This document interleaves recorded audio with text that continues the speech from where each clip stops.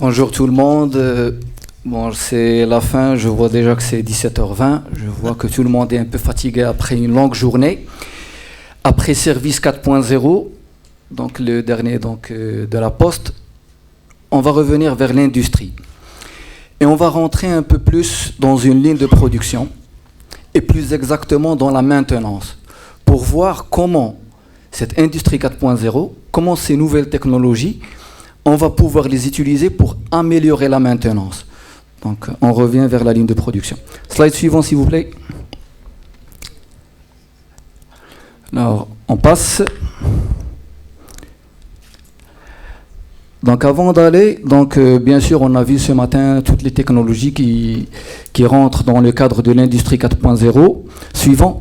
Donc, on va se concentrer sur les trois qui sont à gauche. Suivant, s'il vous plaît. Big Data Analytics, Augmented Reality, Additive Manufacturing. Mais dans cette présentation, on va se concentrer beaucoup plus sur les Big Data Analytics, comment on va utiliser donc, des logiciels, on va dire, des algorithmes pour essayer d'améliorer notre maintenance. Suivant. Donc, bien sûr, l'objectif de la maintenance, donc, comme toute personne le sait, donc, c'est de donner donc, l'availability, bien sûr, de l'outil de production, bien sûr avec un coût optimal, et puis bien sûr assurer la qualité, la safety, en respectant l'environnement. Donc là, c'est un postulat de base, on va partir de ce principe-là. Suivant. Donc dans une recherche, là il y a la source en bas, sur 200 industriels, 200 usines, 200 facilities en Europe qui ont été questionnées à travers une survey, à travers l'organisme qui est en bas. Donc on voit donc que le prédictive maintenance, qui est notre sujet, environ 50% utilisent déjà donc, le prédictive maintenance. C'est-à-dire que ce n'est plus quelque chose de l'avenir, c'est déjà la réalité aujourd'hui. Suivant. Donc AST, suivant. AST, on va essayer de voir qu'est-ce que c'est que la prédictive maintenance, comment on l'utilise. Suivant. Donc, prédictive maintenance, le principe, il est simple. Je vais vous demander de vous rappeler ce slide parce qu'après, on va en parler pour ne pas dire aux gars, donc retourner en arrière, etc. On va se rappeler ce slide. Alors, le prédictive maintenance, c'est simple. Donc, on part que l'équipement, à un certain moment, il commence à donner des signes, early signal 1, early signal 2, early signal 3. Et si on ne fait rien, à la fin, donc, ça clash, et puis donc, il y a la failure, il y a la panne qui arrive. Donc, la prédictive maintenance va essayer d'avoir le message le plus tôt possible. Donc, le early signal 1, 2 ou 3. Puis donc, pour avoir ce message et dire que, attention, cet équipement, si on ne fait rien, il va s'arrêter dans 12 heures, par exemple, ou bien dans les 24 heures qui suivent. Donc, il faut intervenir. Globalement, le concept, c'est ça. Suivant. Pourquoi la prédictive maintenance? Alors, contrairement à la corrective maintenance à droite, et puis donc la préventive maintenance à gauche, je vois des industriels, donc la préventive maintenance, c'est qu'on fait un scheduling de toutes les interventions qu'on va faire, et donc on va prévenir, donc suivant une fréquence donnée, on intervient. La prédictive maintenance, elle va prédire et dire que voilà quand est-ce qu'il faut intervenir. Donc à un certain moment, on va prédire le correctif pour qu'il n'arrive pas, mais on va gagner également un coût de maintenance préventive qu'aujourd'hui on le fait alors que l'équipement il est toujours apte. Ce n'est pas la peine de faire cette préventive maintenance, ce n'est pas la peine de changer ce part parce qu'il est toujours opérationnel.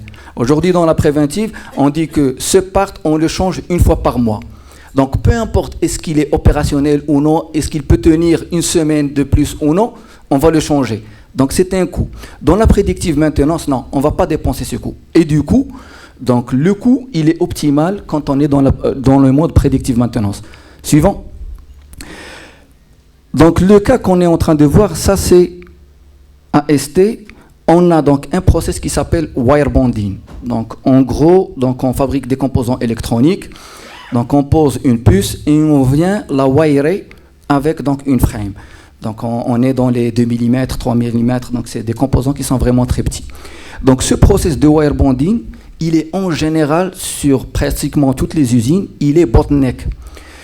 Et il présente des problèmes de temps à autre. Donc, si on arrive à prédire les failures qui viennent, donc ça sera une bonne chose. Donc, comment on a pu faire ça? Donc, on a linké ces wire bonds, un système, et on est en train de prendre tous les paramètres et tous les events. Donc, on essaie de les collecter, de les mettre dans un serveur, donc data capture, après data collection, plus processing. Mais après, une fois on collecte toutes ces datas, il faut les analyser. Donc, comment on va les analyser? Il y a un algorithme derrière. C'est là où on fait intervenir nos collègues mathématiciens, statisticiens. Ils prennent toutes ces datas et puis donc ils vont les manipuler pour essayer de sortir avec quelque chose de added value de ces datas. Donc, ils vont les cleaner, ils vont laisser rien que les datas donc, qui ont de la valeur, on va dire. Et après, donc, ils vont donner, à travers cet algorithme, on va dire que tel équipement, ils vont donner une information que tel équipement, suivant ce modèle de data qu'on a collecté, il risque de tomber en panne. Bien sûr, quand je parle de data, ce n'est pas question de quelques jours. Là, dans ce cas réel, les Wirebond, on est en train de collecter au moins 3 mois de data.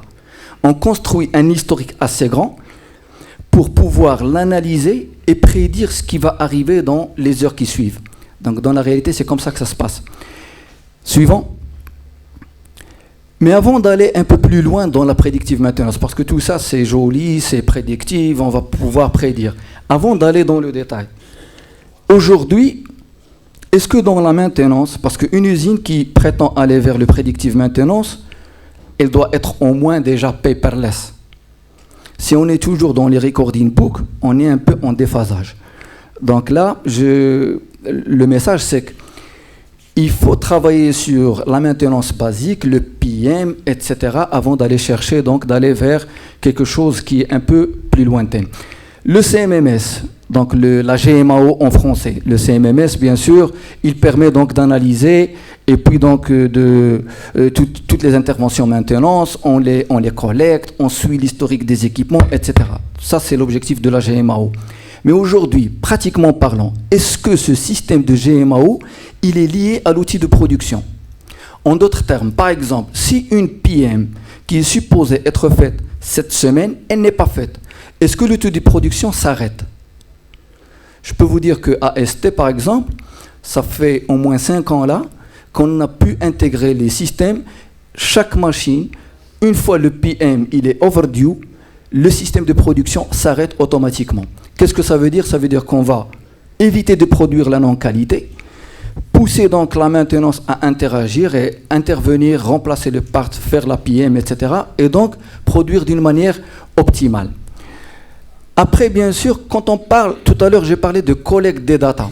La collecte des data ne se fait pas d'une manière donc, magique.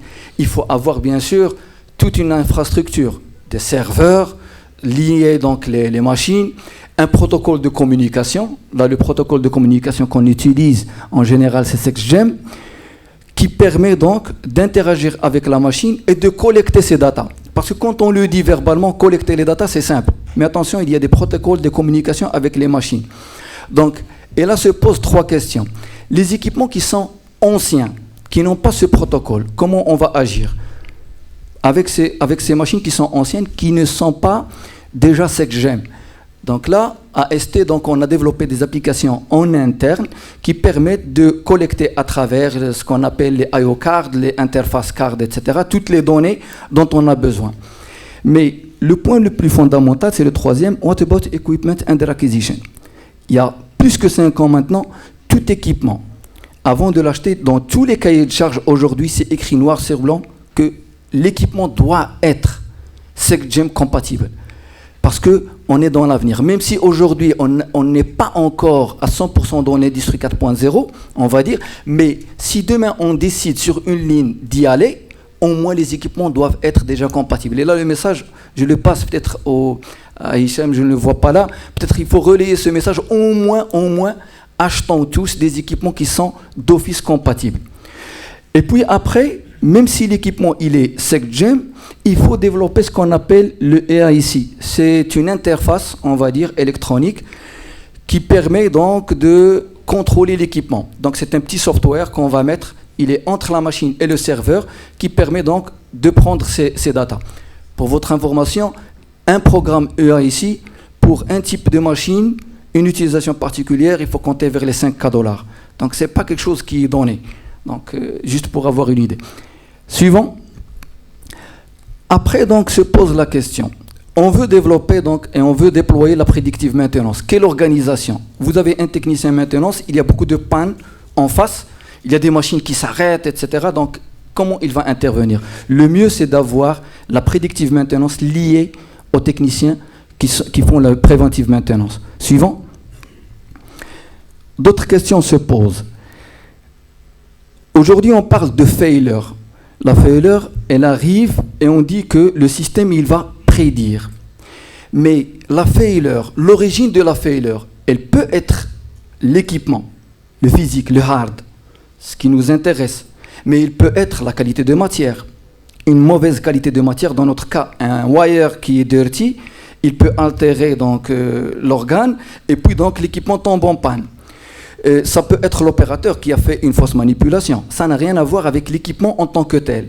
Donc ce n'est pas aussi simple de dire que prédictive maintenance, on va l'appliquer parce que déjà là, il faut savoir ségréguer donc, les vrais failures qui sont liés à l'équipement pour qu'on dise que là, on est en train de prévoir.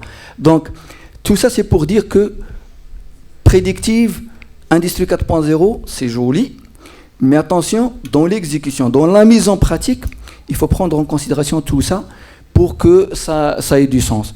L'exemple là, est-ce qu'on prend des failures qui sont communes, donc qu'on trouve toujours? Non, parce que ils sont un peu, donc, on est dans le quotidien, ces failures qui sont répétitives. Non, il faut prendre des failures qui ne sont pas communes, qui sont le plus possible 100% equipment related, et puis essayer de trouver le trend. Quand j'ai parlé des 3 mois de data, on essaie de trouver un trend.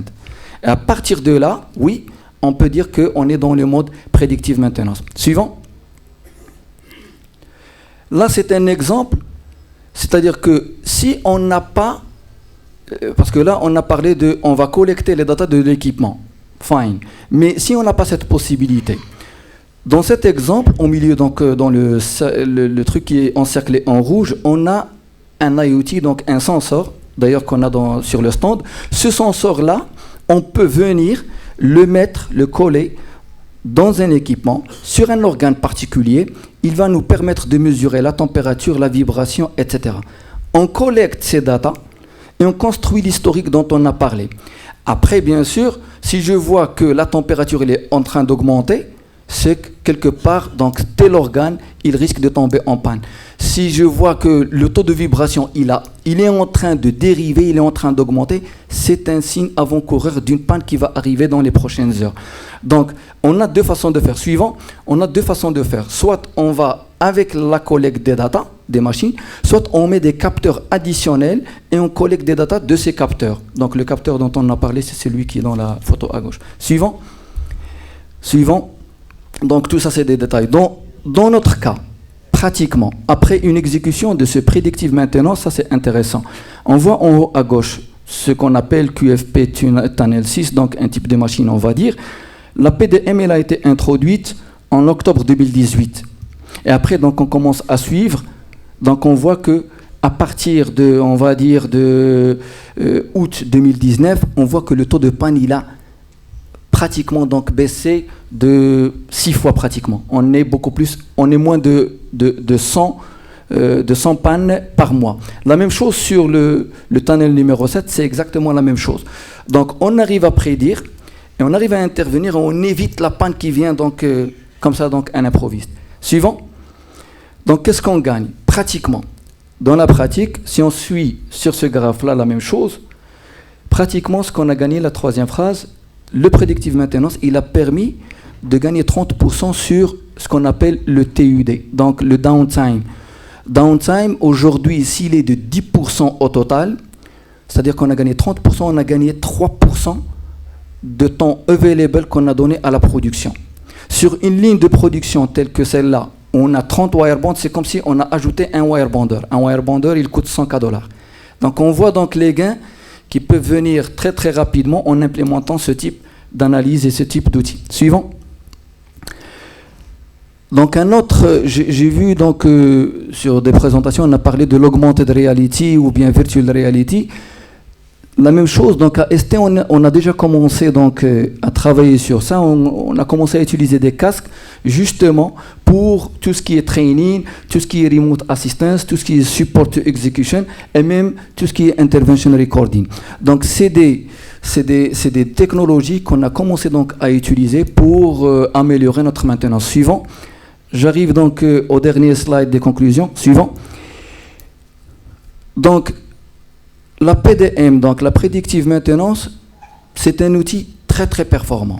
Mais attention, ça ne remplace pas en aucun cas le CMMS, la PM, etc. C'est un outil complémentaire qu'il faut utiliser là où il y a du sens de la prédiction, là où les interventions, les pannes sont liées à l'équipement, là où on peut ségréguer réellement, etc.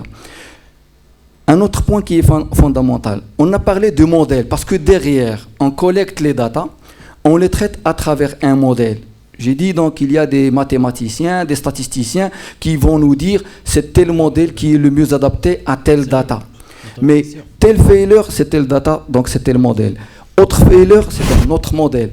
Donc, et du coup, donc, le gars de maintenance qu'on doit avoir aujourd'hui, le profil, il doit être capable d'analyser, de rentrer dans ces data analysis, de comprendre c'est quel modèle, qu'est-ce qu'on va en faire, ce modèle il est plus adapté à celui-là, etc. Après, bien sûr, il faut essayer, refine-tuner jusqu'à ce qu'on arrive à des résultats, bien sûr, plus performants. Suivant. Donc, le dernier point, donc, c'était ça. Donc, le focus essentiellement sur donc, le know-how, sur l'expertise, sur là aujourd'hui on a besoin, on va dire, le technicien maintenance, l'ingénieur maintenance, le profil d'il y a longtemps, il faut l'améliorer, il faut le redéfinir, il y a des fonctions qui sont nouvelles, il y a ces nouvelles technologies qu'il faut intégrer, et donc là, l'OFPPT, bien sûr, ils ont intervenu ce matin, il faut qu'on aille dans ce sens. Moi, j'étais un peu surpris de ne pas voir des universitaires. On a parlé beaucoup. Ah, vous êtes là. C'est bien. Moi, je croyais qu'il n'y avait pas. Parce que j'ai parlé de mathématiques, modélisation, statistiques. On a parlé d'informatique, etc. L'université, ils peuvent aider là-dessus. Ils peuvent aider parce que c'est de la recherche pour l'université, mais également, c'est de l'industrie parce que nous, on n'a pas le temps de tout faire. Donc, c'est un win-win partnership avec l'université. Voilà, merci. Shukran, Hicham, shukran.